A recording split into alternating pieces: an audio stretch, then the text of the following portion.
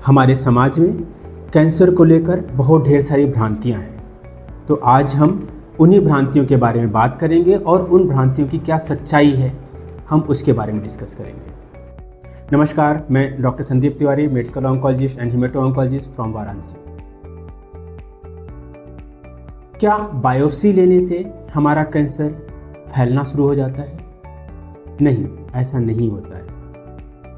Even अगर हम biopsy या टुकड़े की जांच कराते हैं तो हम सही दिशा में अपने कैंसर का इलाज कर सकते हैं।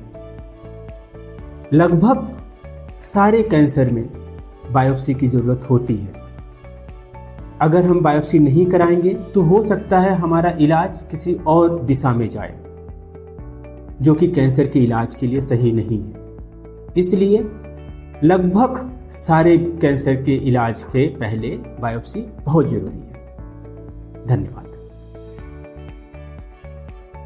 क्या सेल फोन का इस्तेमाल करने से कैंसर होता है? नहीं, सेल फोन के इस्तेमाल करने से कैंसर नहीं होता है, क्योंकि सेल फोन जो रेडिएशन इमिट करती हैं वो नॉन आयनाइजिंग रेडिएशन होती हैं, जो कि हमारे डीएनए को कुछ भी इफेक्ट नहीं करती है। कुछ स्टडी हुई है, जो अभी स्टडी में ये सब चीज़ें प्रूफ नहीं हुई हैं कि हम अगर सेल फोन यूज करते हैं तो हमको कैंसर होने के चांसेस हैं। क्या माइक्रोवेव के खाना गर्म करने से हमको कैंसर हो सकता है? नहीं, अभी तक जितनी भी स्टडी हुई है उसमें ये नहीं प्रूफ हुआ है कि अगर खाना माइक्रोवेव में गर्म होता है तो हमको कैंसर हो सकता है। हाँ, इवन अगर हम प्लास्टिक में खाना गर्म करते हैं तो प्लास्टिक के कुछ कण हमारे खाने में आ जाते हैं, जिसकी वजह से कुछ प्रॉब्लम हो सकती है। हमारे परिवार में किसी को कैंसर है तो क्या हमको भी कैंसर हो सकता है? ये 100% ट्रू नहीं है।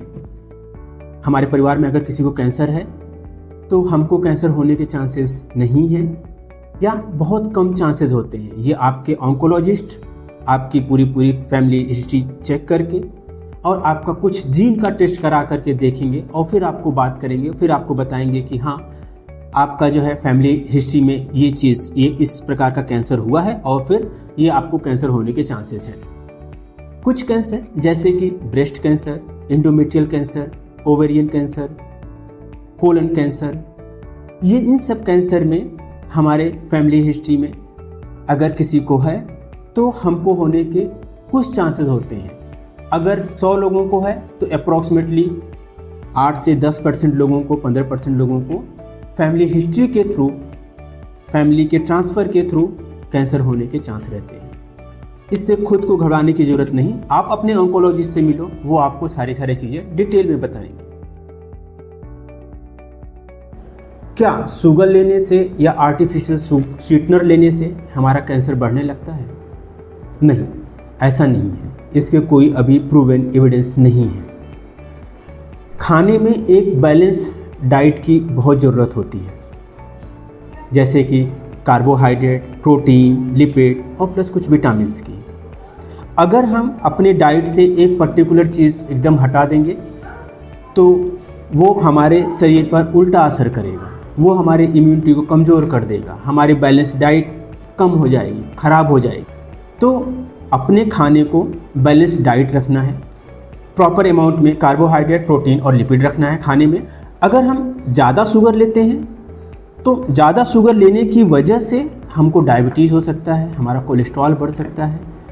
ये डायबिटीज़ बढ़ना, कोलेस्ट्रॉल बढ़ना, ये हमारे हेल्थ को निगेटिव इम्पैक्ट करेंगे, हमको ओबेसिटी हो सकती है, और ये सब फैक्टर हमारे मिलकर कैंसर कर सकते हैं। शुगर का डायरेक्टली कैंसर से कोई एसोसिएशन नहीं है। क्या कैंसर की बीमारी कंटेजियस बीमारी है, यानी फैलने वाली बीमारी है? नहीं, बिल्कुल नहीं। कैंसर की बीमारी एक दूसरे से नहीं फैलती है। इस बीमारी का इलाज पूरी फैमिली के सपोर्ट के साथ ही संभव है। अगर हम अपने कैंसर के मरीज को एकदम अलग थलग छोड़ देंगे तो वो पूरे इलाज को सही से टॉलरेट नहीं कर पाएगा, उसका खाना पीना कमज़ोर हो जाएगा, वो मेंटली और इमोशनली रूप से बहुत कमज़ोर हो जाएगा। कैंसर के इलाज में फैमिली का सपोर्ट बहुत ज़रूरी होता है। कुछ कैंसर जो कि वायरस से एसोसिएटेड होते हैं वो कुछ कॉन्टेजियस हो सकते हैं, लेकिन ये जानने के लिए आप अपने ऑन्कोलॉजी से संपर्क करो, वो आपको बताएंगे कि हाँ ये वाला कैंसर हमारा इस वायरस की वजह से है, इसलिए आपको जो है बच के रहना है, नहीं तो आपका कैंसर का इलाज एकदम सही डायरेक्शन में चले। धन्यवाद।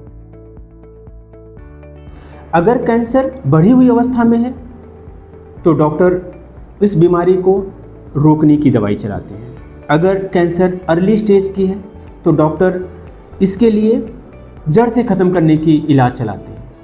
तो बेटर होता है अगर हम अर्ली स्टेज में डॉक्टर के पास पहुंचते हैं तो डॉक्टर उस बीमारी का इलाज 100% जड़ से ख़त्म करने के उद्देश्य से चलाएंगे, और अगर हम स्टेज 4 में पहुंचते हैं, बीमारी इधर उधर फैल गई है, तो डॉक्टर का इलाज करने का तरीका बस बीमारी को रोकने का होता है।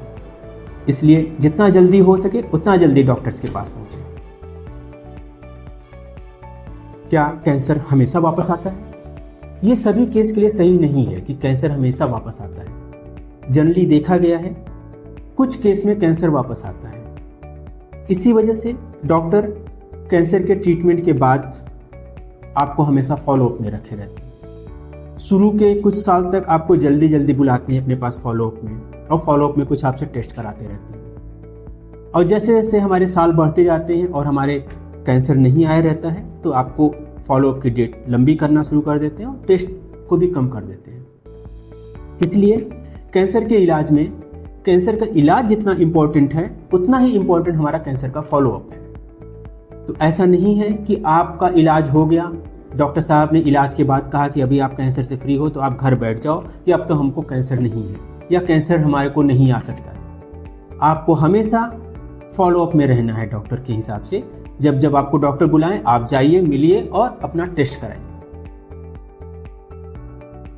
क्या हर्बल प्रोडक्ट कैंसर को जड़ से ख़त्म कर सकते हैं?